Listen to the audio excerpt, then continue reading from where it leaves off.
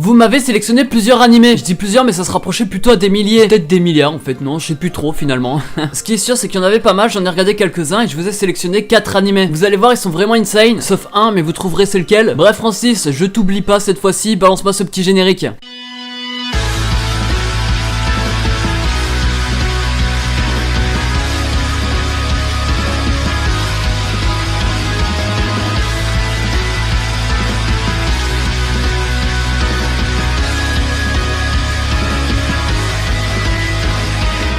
Hey salut à tous ces gens, c'est Archimanga, je vais vous parler de 4 animés vraiment incroyables que vous m'avez conseillé. En plus il y en a un, c'est Dimitri qui me l'a conseillé, franchement c'est ça.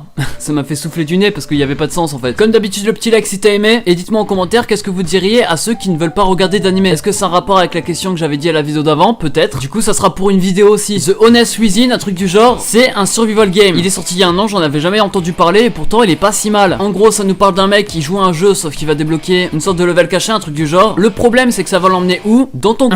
Ouais, on a été obligé de censurer cette scène parce qu'elle était trop violente. En gros il va tomber dans les pannes, il va se réveiller quelque part. Ce n'est pas un isekai, hein, il se réveille dans le vrai monde mais quelque part d'autre. Il est pas tout seul, ils sont plusieurs, je sais plus combien ils sont mais en tout cas ils sont peut-être une dizaine à s'être retrouvés au même endroit. C'est le maître du jeu qui va leur expliquer qu'ils vont devoir mettre la vie en jeu. Et leur but final c'est d'avoir 100 millions de spectateurs parce que c'est retransmis en live. S'ils arrivent pas à les défis qu'on leur donne, bah ils vont être envoyés dans ton cul. Ça fait quand même 2 fois là, ça commence à faire beaucoup là. Etc. Je vais pas vous raconter tout le résumé sinon ça servirait plus à rien de le regarder. Bref, pourquoi j'ai bien aimé cet animé? Déjà je pense que le premier truc qui m'a attiré c'est les personnages. Chaque personnage a un chara design différent, déjà ça c'est logique. Ils ont un chara design assez particulier que j'ai bien aimé. Leur chara design colle à leur personnalité qui lui aussi colle à leur spécialisation. Voilà, j'ai du mal à dire la phrase mais c'est ça. Ils sont tous bons dans un truc différent et c'est ça qui diffère de chaque personnage. Mais nous on va voir de plus près le personnage principal. Là c'est beaucoup trop près, on va pas se mentir. Il rend juste l'histoire vraiment bien regardée. En tant que spectateur ça fait plaisir de voir un personnage comme ça. J'avoue que ça peut gêner certains parce que bon il fait des bonnes actions sur bonnes actions. Il a aucun charisme, ça c'est indéniable. J'ai utilisé le mot indéniable, incroyable. En tout cas il apporte la bonne humeur, ça fait plaisir. Ça s'appelle The Honest Within, il y a 12 épisodes, il est sorti en été 2019, qui touche pour genre action, aventure, drame, mystère, psychologique, romance, shonen et surnaturel. Pour thème jeu et survival game. Très très bon animé, je vous conseille d'aller regarder. Là c'est un animé de sport mais assez particulier. Ça s'appelle apparemment Ranman. Ah ouais, j'ai loupé la blague. Bref, ça s'appelle Ranman. C'est des courses de voiture mais ça ressemble plus au truc là que vous regardez quand vous étiez jeune. Nous on va suivre l'aventure d'un mec, c'est un mécanicien ou je ne sais quoi, mais en tout cas c'est un génie. Et ce mec là il peut inventer tout et n'importe quoi. Sauf que lui il va partir à Las Vegas mais il sera pas tout seul, il sera avec un samouraï. Le samouraï lui va se retrouver là sur un malentendu, on va pas se mentir. Du coup il est bloqué sur Las Vegas, il peut plus rentrer. Leur seule chance pour rentrer c'est de gagner des compétitions de trucs de course. En fait je sais plus comment ça s'appelle vraiment précisément. C'est simple, ils vont construire une voiture à vapeur, ils vont devoir arriver à New York en premier. Et après emballer ses pesées, hop, fin de l'histoire. C'est un animé que je trouve vraiment original, ça change vraiment de d'habitude. Le problème c'est qu'il est en cours, du coup regarder un épisode par semaine c'est assez chiant, on va pas se mentir. Le personnage principal c'est en fait le mec qui sait tout. Il a un sang-froid pas possible et durant la course ça donne plutôt une ambiance assez pesante, etc. Il y a beaucoup de suspense. T'as vraiment envie de savoir qui va gagner? Non, bah si. Ah non non. Si. Non. J'ai trouvé que c'était une bonne blague, c'est tout.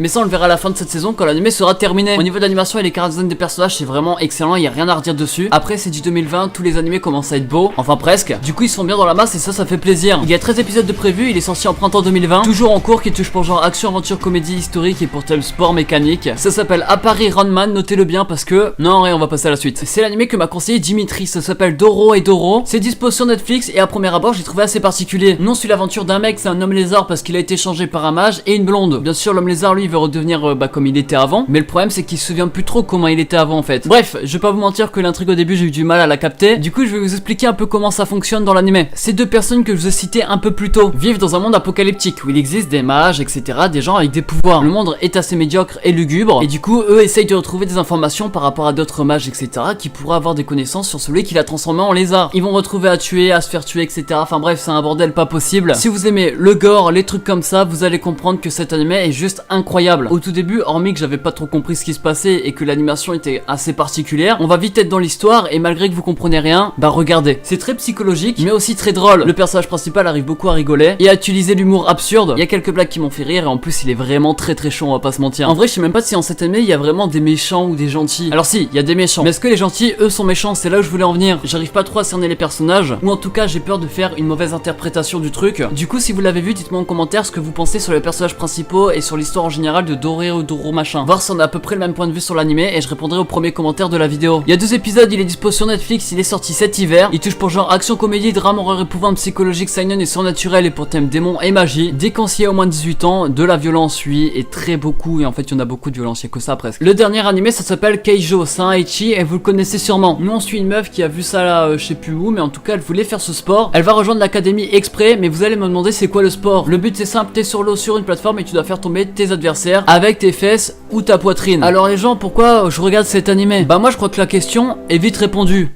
C'est ce soufflement de nez qui dit que j'ai bien aimé la blague. Et si vous avez la ref, vous êtes les boss. Mais pourquoi cet animé je le mets dans stop? En vrai de vrai, il est vraiment mieux que prévu. Certes, il y a du ecchi, mais de toute façon, c'est le but principal de cet animé. En plus de ça, c'est un animé de sport, donc si vous les aimez, dites-vous que lui suit les mêmes codes. Ça veut dire que vous allez tout autant l'apprécier que les autres, voire même un peu plus, parce que voilà. Ouais, les OST sont bien, ouais. En vrai, on va pas se mentir que le sport est ridicule, mais bon, ils ont réussi à donner un côté suspense, à côté Kuroko no Basket au truc, et franchement, je trouve ça vraiment pas mal. C'est l'animé que j'ai le moins aimé des 4, même s'il était pas mal, mais bon, c'était pas incroyable non plus. Il y a 2 épisodes, elle est sortie en 2016, il touche pour genre action, comédie, ecchi, school life, sournois et pour thème sport. Ça s'appelle Keijo, et je vous en dis pas plus dessus parce que c'est un anime de sport comme il y a de plus normal, mais regardez-le. Bref, c'était un manga, je vais parler de 4 animés que j'ai vraiment trouvé pas mal, que vous m'avez conseillé. Comme d'habitude, ça prend 5 secondes, si t'as aimé, le petit like et le petit partage. N'oublie pas de me dire en commentaire qu'est-ce que tu dirais à un mec qui regarde pas les animés pour qu'il regarde des animés. Bref, c'était un manga, on se retrouve dimanche prochain pour une nouvelle vidéo, allez ciao, bye bye. Et là je suis sur un projet mais vraiment lourd, mais là vous êtes pas prêts non, parce que c'est plus lourd que ce que vous pensez que ce...